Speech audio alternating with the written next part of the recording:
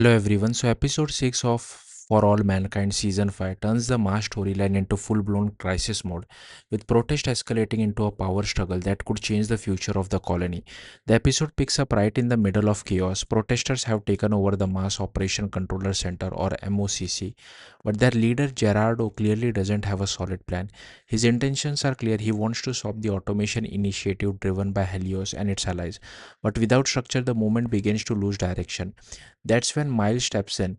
He's encouraged by his wife and driven by the need for order. Miles takes control of the situation. He is not alone.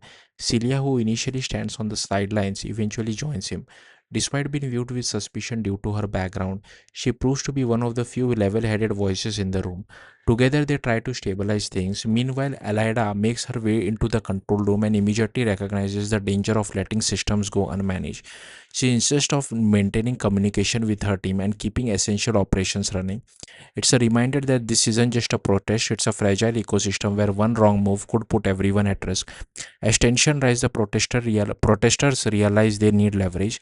That's where Iridium comes in. Mars has something Earth desperately needs, and Miles decide to use that to their advantage. They force Governor Polivano to record a message declaring that Iridium shipments will be halted unless their demands are met. These demands include stopping automation and giving Mars representation in decision making back on Earth. It's a bold move, but it backfires. Instead of negotiating, Earth pushed back harder. The M6 nation refused to engage with what they call terrorists and respond with an even more severe threat, cutting off supplies to Mars entirely. Food, medicine, support, everything. Suddenly, the protesters realize the scale of what they are up against. Mars may have resources, but it's still dependent on Earth.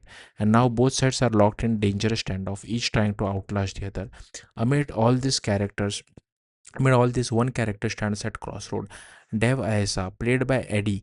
Dev finds himself caught between his vision for Mars and the reality of what's happening around him. When he tries to reach the med bay to check on Alex, he brutally attacked by protester. It's a turning point. For the first time, Dev experiences the anger and resentment directed towards him, not from a distance but up close. And it forces a question: does he double down on his plan or does he finally start listening?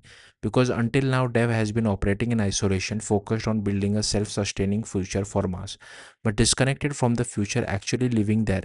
Now that future is being tested in real time, with Earth cutting off supplies, Mars may have no choice but to become self sufficient, exactly what Dev has been advocating all along. But there's a catch: his vision can't succeed without the support of his people, and right now they don't trust him. So, what happens next depends entirely on Dev's next move.